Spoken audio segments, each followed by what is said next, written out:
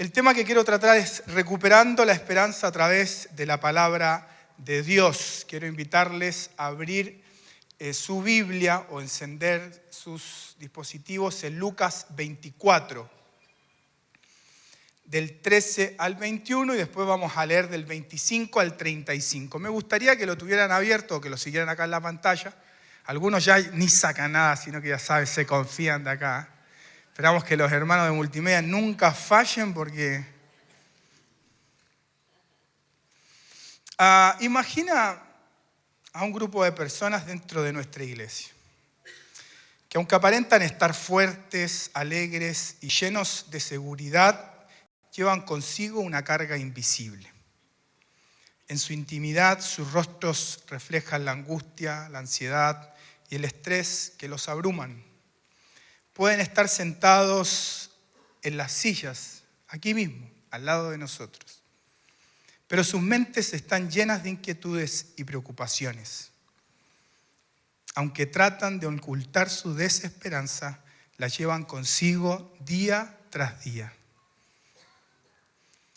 Hoy me gustaría abordar esta realidad en relación a este relato que la Biblia llama, o algunas de las versiones llaman el camino a Emaús.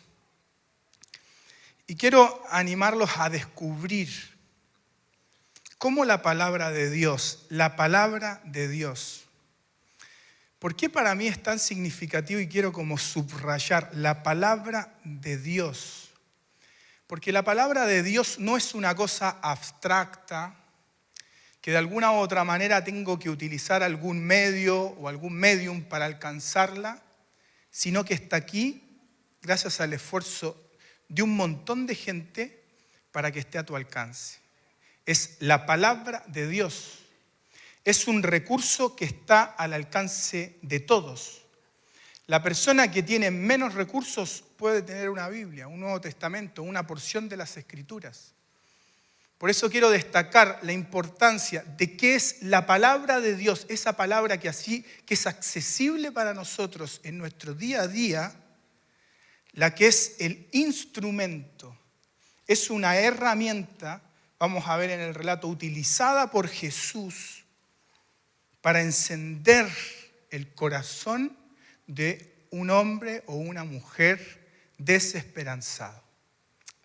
Es un hermoso tema, yo le pido al Señor que me dé la habilidad para poder comunicarlo bien, es extenso, así que vamos a hacer una lectura comentada y después nos vamos a detener una porción del texto y ahí nos vamos a quedar unos minutitos, pero vamos a avanzar. ¿Qué tal si oramos y le presentamos este tiempo al Señor? Señor, gracias por tu palabra, Dios. A veces subestimadas por nosotros, Señor. Por mí también, Señor, en el tiempo de mi juventud, Señor, ya más grande. Y cómo has despertado, Señor, para entender realmente qué es la palabra de Dios. Y yo te ruego, Señor, que nos ayudes a poder entender, Señor, lo que nos quieres decir en estos versículos, en el nombre de Cristo Jesús. Amén y amén. El tema de la desesperanza. Siempre hablamos en tercera persona, ¿no? Los de afuera hay un mundo en desesperanza, ¿no? Hay un mundo que no tiene propósito, no tiene sentido. Gracias, Silvia. Estoy tomando un remedio que me tiene medio así, medio tambaleando, entonces por eso, si hay ideas por ahí, tírenmelas porque... Pero la desesperanza puede ocurrir aquí en medio de nosotros. Muchos de nosotros hoy podemos estar viviendo momentos de desesperanza. El relato comienza así. Dice que son 2 discípulos que están en crisis. Después de la muerte de Jesús, el núcleo de discípulos, los 120 o las personas que estuvieran ahí, entraron en crisis. ¿Qué va a suceder? ¿Se irán a cumplir las palabras? ¿De qué manera se van a cumplir las palabras? El Señor ha muerto de una manera descarnizada. Son gente que estuvo con el Señor, que está caminando con el Señor. Como nosotros, como vos, como yo. son seguidores de Jesús. Probablemente habían caminado con Jesús, habían escuchado quizás cuando Jesús dijo, me van a matar y muchos de ustedes se van a esparcir. Quizás escucharon la advertencia de que este momento iba a llegar, pero quizás sus ojos y su mente y su corazón estaban tan concentrados en otra cosa que no lograron percibir la profundidad de esa advertencia. Pero el punto central acá es que la desesperanza, la ansiedad, la angustia puede ser parte de la realidad de un seguidor de Jesús. Y eso no te hace menos seguidor de Jesús. No te baja el estándar, no te baja el nivel. No tienes por qué estar con la cabeza agacha, no tienes que estar ocultando si estás pasando por un momento difícil de intranquilidad. Levanta tu cabeza, sigue siendo discípulo de Jesús. Así dice el relato, son discípulos de Jesús. Hay cosas, hay momentos de crisis que nos van a, de alguna u otra manera, nos van a facilitar un poco el camino a esa condición, pero vamos a tratar de ver a la luz de la palabra cómo podemos manejarlo, ¿no? Hay un primer síntoma que tienen estas personas, los he llamado un poco los pacientes de Jesús. Dice el relato que iban caminando al pueblo de Emaús, a unos 11 kilómetros de Jerusalén. Al ir caminando hablaban acerca de las cosas que habían sucedido. Jesús había muerto, estaban conflictuados, el diálogo era permanente. Dice que el tono era un poco de intranquilidad, ¿ok? Pero hay un primer síntoma. El primer síntoma: se alejan de la comunidad. Se van juntos, se alejan de Jerusalén. ¿Qué había dicho Jesús anteriormente? Que se quedaran en Jerusalén. Se quedaran en Jerusalén esperando la promesa del Espíritu Santo. Estas dos personas, en medio de una crisis, abandonan la comunidad. De alguna u otra manera salen del lugar, del propósito de Dios. Dios tiene propósitos con ellos en Jerusalén. Y se van 11 kilómetros. No es cerca. Dice que se van a un pueblo, quizás el pueblo donde ellos viven, quizás melancólicos por los acontecimientos que habían sucedido. Ojo, una aplicación inmediata con aquellos que vemos que toman distancia del grupo, que aquellos silenciosamente empiezan a desaparecer de las reuniones, de los grupos, de los lugares de propósito, de contención. No es porque sí, ¿ok? Puede ser un síntoma.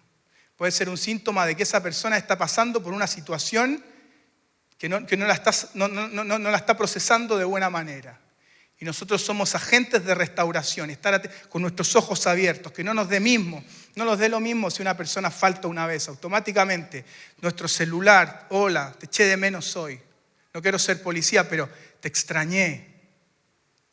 Puede ser un síntoma de alguien que está pasando una situación de desesperanza. Pero llega a quien he denominado el doctor de la situación. Jesús, el doctor, atiende a sus discípulos. Dice el versículo 15, mientras conversaban y hablaban, de pronto Jesús mismo se apareció y comenzó a caminar con ellos, pero Dios impidió que los reconociera. Yo tengo una teoría de esa ceguera espiritual que tuvieron en ese momento, se las voy a contar después. Es una interpretación libre, así que después no anden diciendo esto por ahí. Pero me gustó cuando el Señor lo puso en mi corazón. Pero es interesante la actitud de Jesús, se hace parte del camino. Débora decía cuando ministraba esta canción: no estás solo, no estás sola. Puede ser que a lo mejor tus ojos no puedan ver que Jesús está caminando contigo, pero Jesús se hace parte de tu viaje, de tu camino. Él de alguna u otra manera se hace parte del grupo, ¿ok? Y se hace parte en un momento súper importante, y el Señor tiene un rol súper pedagógico en sus acciones, ¿ok? El Señor no quiere discípulos nenes espiritualmente. Fíjate que todo lo que hace en los evangelios lo hace con la intencionalidad de que los discípulos crezcan, vayan adquiriendo conocimiento, se planten firmes. Nunca solucionó un problema así por así. Siempre demoró la acción, retrasó voy a ver qué hay en el corazón de los discípulos, y no calmó la tempestad de un momento a otro, sino que en un momento hay miedo, hay temor, él diagnostica y después él interviene. ¿Ok? Eso es súper importante que nosotros tengamos en nuestra cabeza, que de repente Jesús va a esperar, va a estar en silencio, va a acompañar, y probablemente sea justo en ese momento donde estás tratando de articular todo lo que está sucediendo en tu vida. Estás ordenando las ideas, estás ordenando tu teología bíblica, sistemática, práctica, estás tratando pero si yo pensé que esto, otro, y sucedió esto, aquello, algo está mal, el Señor no me ama, esto acá, voy a dejar esto otro. Justo cuando se está provocando todo ese ordenamiento en tu vida, el Señor te acompaña en ese momento para ayudarte a ordenar tus ideas y crecer. No es azaroso que de repente estemos pasando por una situación difícil y llegue un pensamiento que alivia, que nos hace salir. No, esa es la voz del Señor que está ahí tirando pistas, acompañándonos. El versículo 17 dice, Él les preguntó, y esto es maravilloso, porque Juan 2:25 dice que Jesús no tenía falta de que nadie le dijera nada sobre las personas, ¿ok? Pues Él sabía lo que había en el corazón de cada una. Pero Él se acerca y Él abre el diálogo, Él comienza la pregunta. El versículo 17 dice, ¿de qué vienen discutiendo tan profundamente por el camino? El Señor comienza el diálogo. El Señor está interesado en saber. Incluso, no sé si quiere saber, porque Él ya sabe. Pero el Señor quiere saber qué estás pensando vos sobre esa situación que estás enfrentando. Él quiere caminar con vos, quiere comunicarse con vos, pero de alguna u otra manera Él está examinando tu corazón para ver cómo estás procesando esa situación que te tiene sin esperanza o triste. El Señor quiere conectar con vos desde el lugar donde vos te encuentras. Él no es un maratonista que te deja atrás y bueno, Pablo, vení, alcanzame si podés. No. Él hace la pregunta para identificar dónde está nuestro corazón, en qué está. Pero acá van estos dos conversando profundamente. Dice, hay otro síntoma ahí que puedo ver en estas personas. Dice el versículo 17, continúa. Se detuvieron de golpe cuando el Señor pregunta. Y dice acá, con sus rostros cargados de tristeza. Entonces uno de ellos, llamado Cleofas, contestó, es como, uno la ve de afuera y medio cancherea con el texto porque no estás ahí, ¿no? Pero me imagino todo el momento dramático. Es gente que lo había dejado todo para seguir a Jesús. Él muere, las expectativas de lo que iba a ser el gobierno de Jesús se habían ido desplomado. Era tanta la fama de lo que podía hacer Jesús que le dice en el versículo 18, tú debes ser la única persona en Jerusalén que no oyó acerca de las cosas que han sucedido allí los últimos días. Hermanos, estos nuestros hermanos, dice que reflejan su carga emocional y espiritual. Es gente que está preocupada. La expresión rostros cargados de tristeza en el original sugiere una profunda angustia y aflicción en sus semblantes. Iban en el camino, pero iban cargados, iban tristes, su semblante iba demacrado. No daba lo mismo las cosas que estaban sucediendo. Yo ojalá que el Señor te esté hablando, puedes hacer las conexiones ahí y después me cuentas, porque probablemente, viste, lo que me habló el Señor a mí no es lo que te hable a vos y el texto quizás por sí solo puede hablarte, ¿no? Pero aquí hay una cuestión interesante, ¿por qué sus rostros están cargados de tristeza? ¿Cuál es la causa? ¿Cuál es la causa? Y Jesús sigue preguntando. ¿Qué viene ahora en el versículo 19? Pregunta como si no supiera. Es sobre él que están hablando. Y dice, ¿qué cosas? Preguntó Jesús. Las cosas que le sucedieron a Jesús, el hombre de Nazaret, le dijeron.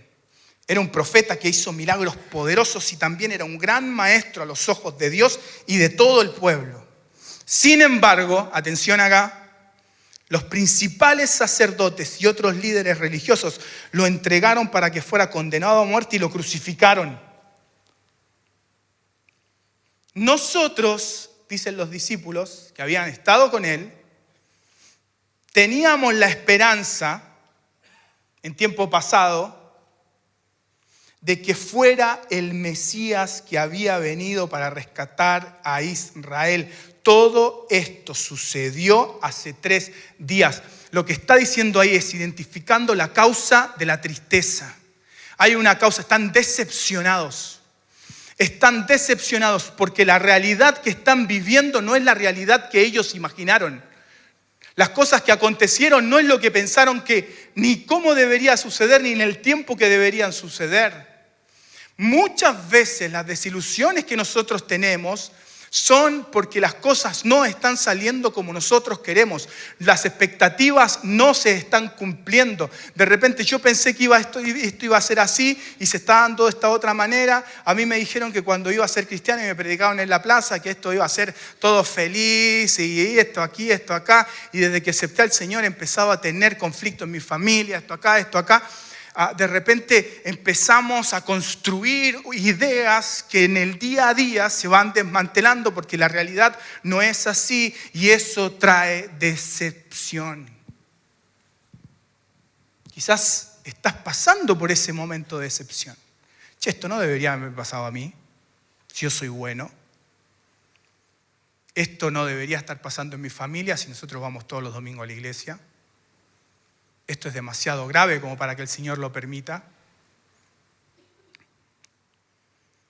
Pero quiero leerte algo. En este párrafo los discípulos expresan su desilusión y desesperanza porque esperaban que Jesús, a quien consideraban el Mesías, iba a liberar o redimir al pueblo de Israel. Sin embargo, su crucifixión los dejó confundidos y desilusionados. Aunque mencionan la esperanza previa que tenían en Jesús, también destacan que han pasado 3 días desde su muerte y no han visto ninguna evidencia de su resurrección. A diferencia de los términos cargados en el corazón que describen la tristeza, este término aquí en el griego es falta de esperanza. No hay esperanza. No hay esperanza. Enfoca, es puntual, es categórico, decepción y la falta del cumplimiento de las expectativas con respecto a Jesús. Y llegamos al punto central y estoy con 10 minutos, buen tiempo como para tratarlo. ¿Qué hacemos cuando estamos así? ¿No? ¿A quién recurrimos? ¿Cómo resolvemos un tiempo de desesperanza? Si Leito puede pasar, estaría ideal. Hubiera sido súper fácil para Jesús cuando se juntó con ellos en el camino haberse mostrado, como se mostró con Tomás, y haber solucionado el drama. ¿O no? Si el problema ¿cuál era? Que habían sido desilusionados porque no sabían nada de Jesús. Ese era el problema. Pero Jesús mantiene en suspenso. Tiene un plan. Él quiere dejarnos un recurso. Él quiere darle autoridad a la palabra del Señor. Lo que vamos a leer ahora es que Jesús utiliza las Escrituras para comenzar a animar nuevamente a estos 2 discípulos. Dice, el versículo 25, entonces Jesús les dijo, qué necios son. Les cuesta tanto creer todo lo que los profetas escribieron en las Escrituras. Recupera las Escrituras y las pone ahí en el centro del diálogo. Jesús utiliza las Escrituras como fundamento de la conversación terapéutica que va a tener con ellos. La conversación sanadora. Les diría que un punto número 1 sería debemos confiar más en la palabra del Señor, hermanos. Debemos confiar más en la palabra del Señor. Si Jesús lo utiliza como un instrumento de sanidad en ese momento para la desesperanza, es un recurso que está a nuestra mano, al que no hacemos mal en echarle mano todos los días. ¿Qué de nosotros? ¿En qué lugar estás buscando respuestas? ¿Dónde estás buscando respuestas para el momento que estás enfrentando? ¿De qué te estás alimentando? Debemos confiar más en la palabra del Señor. Hasta podemos ser más directos. ¿Qué está diciendo la palabra del Señor sobre la situación que estoy enfrentando? ¿Qué dice la palabra del Señor? Porque es palabra de Dios que ha sido exhalada por Él. Hermanos, ¿todo bien con... Aquí me voy a meter en un lío, mejor no. No, porque viste, de repente, porque a nosotros no nos gusta lo express, ¿no? Lo voy a poner en mi persona. En mi persona, así. Yo cuando era pibe iba a los campamentos y hacía los llamados y todo, y traían, viste, al profeta que traíamos siempre, al profeta de Estados Unidos. No sé por qué siempre ese profeta era este, pero nosotros en nuestros campamentos, y estoy hablando de nadie más, y estoy hablando de mí, venía un profeta de Estados Unidos. Y yo recuerdo las situaciones que estaba enfrentando y todo ese era el primero que, ni hacía el llamado y yo ya estaba ahí. Estaba ahí como que, porque yo quería estar en los primeros lugares, como para que el momento que iba a orar yo estaba así, ¿viste? Así como acercando la cabeza, haciendo así, esperando una palabra, y no está mal, pero si solo eso está siendo nuestro alimento, si solo eso es tu fundamento, tu plataforma con la cual sales al mundo y enfrentas las situaciones que están enfrentando, es demasiado poco, es leche, es agüita. Por eso me encanta que el Señor recupera las Escrituras. Versículo 26, ¿acaso no profetizaron claramente que el Mesías se toma su tiempo? El Señor tendría que sufrir, les explica. Chicos, esto lo profetizaron antes. Todas esas cosas antes de entrar a la gloria. Otro consejo, punto número 2. Recuperemos la confianza en la Escritura. Y punto número 2, no leas la Biblia selectivamente. No leas la Biblia selectivamente. No, por favor, salgamos del versiculito del día a decir, esto me habló el Señor. El fuego consume. No, esto no. Esto, acá el Señor. Y estamos, no, sal de ahí. Huye de eso. Proponte leer un libro completo. En tu casa, cuando te preparas el té en la mañana, levántate 30 minutos antes, batite el cafecito, sentate y decir, ¿qué libro voy a leer hoy? ¿Qué libro me va a permitir tener un panorama general, amplio, de todo el plan redentor?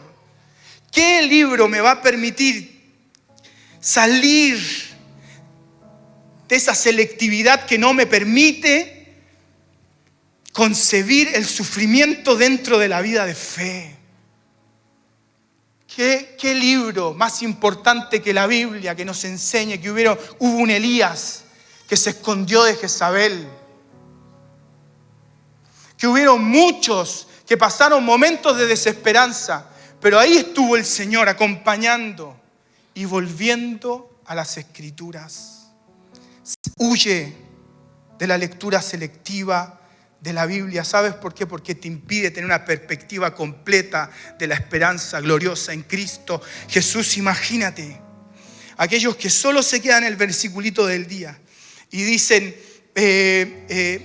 no te va a pasar nada. O sea, ni plaga tocará tu morada. ¿Cuánta gente durante el periodo de COVID murió de COVID? Y quizás esa palabra la entendieron, dijeron, entraron en desesperanza, no se está cumpliendo lo que creo que la Biblia debería hacer.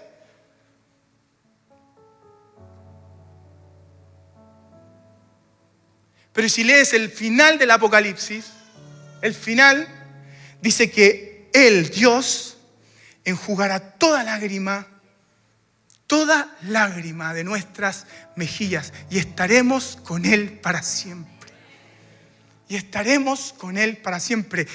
Entender la riqueza de toda la historia de Dios te ayuda a superar una crisis. Duele, hay que llorarla, hay que sufrirla. Pero Dios tiene un plan mayor. Dios tiene un plan mayor. ¿Y saben qué? No solo hay desesperanza en nuestro corazón, el enemigo intentará sembrar dudas sobre la palabra de Dios. ¿Sabes qué preguntas te va a empezar a hacer el enemigo? ¿Puedes realmente confiar en Dios si te está pasando esto? ¿Son verdaderas realmente las promesas de Dios? ¿Por qué estamos enfrentando estas circunstancias entonces si Dios es bueno? Tremendo. Ojalá que el Señor te saque de ahí y puedas empezar. Aquí hay tantos lugares donde estudiar. Ya en todos los departamentos estudia la Biblia. Hay grupos para todo. Métete. Donde quiera que esté, la edad que tenga, métete a leer la Biblia. 27. Entonces Jesús los guió por los escritos de Moisés y de todos los profetas. Me hubiera encantado estar en esa clase de hermenéutica, ahí de exégesis, para saber ahí cómo él mismo, hablando Jesús de él mismo en todo el Antiguo Testamento, en los profetas, explicando lo que se decía de él acerca de las Escrituras. Jesús explica las Escrituras y le dice, muchacho, esto estaba acá. Esto estaba acá. Ellos siguen con sus ojos cerrados y no pueden ver a Jesús.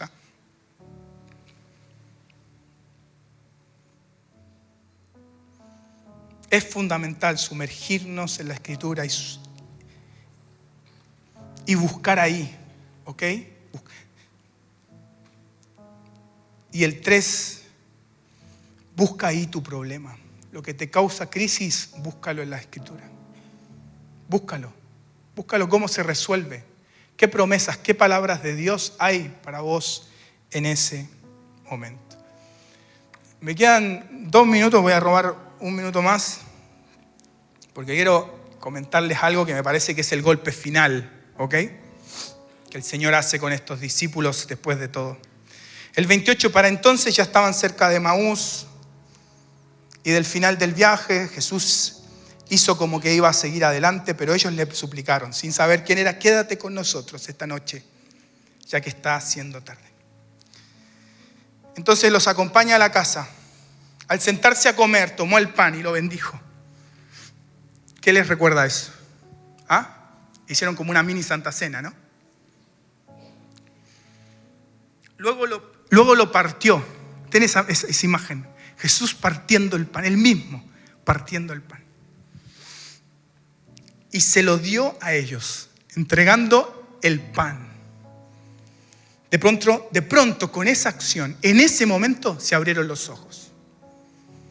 Y lo reconocieron y en ese instante Jesús desapareció. Quiero proponerte una lectura sobre esa acción de Jesús.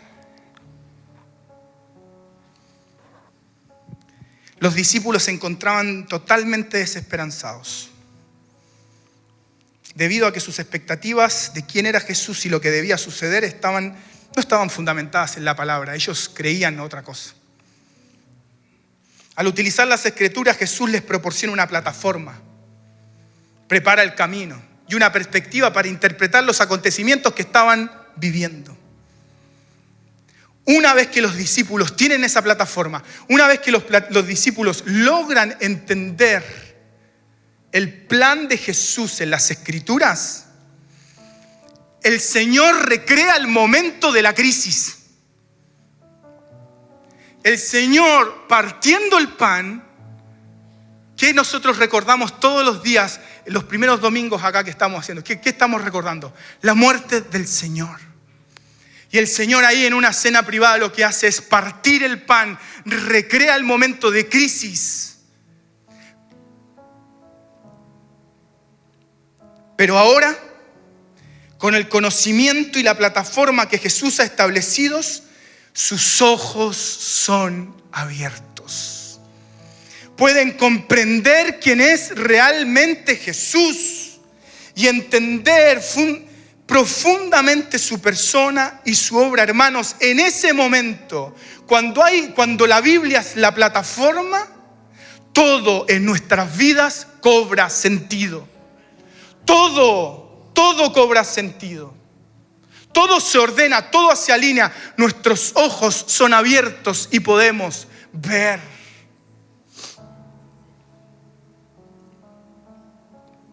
Es muy importante aclarar que Jesús, para solucionar el problema, no volvió a la vida.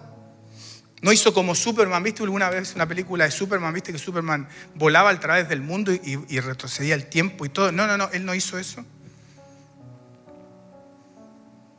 No cambió nada en su entorno. Jesús muere y resucita. Pero como las Escrituras lo habían profetizado, son los discípulos los que experimentan el cambio. Son los discípulos los que cambian. Son los discípulos los que están capacitados para entender las cosas de otra manera. Y ellos mismos reconocen la eficacia de las Escrituras y el poder del Espíritu Santo. Versículo 32, y aquí terminamos. Entonces se dijeron el uno al otro: ¿no ardía nuestro corazón cuando nos hablaba en el camino y nos explicaba las Escrituras?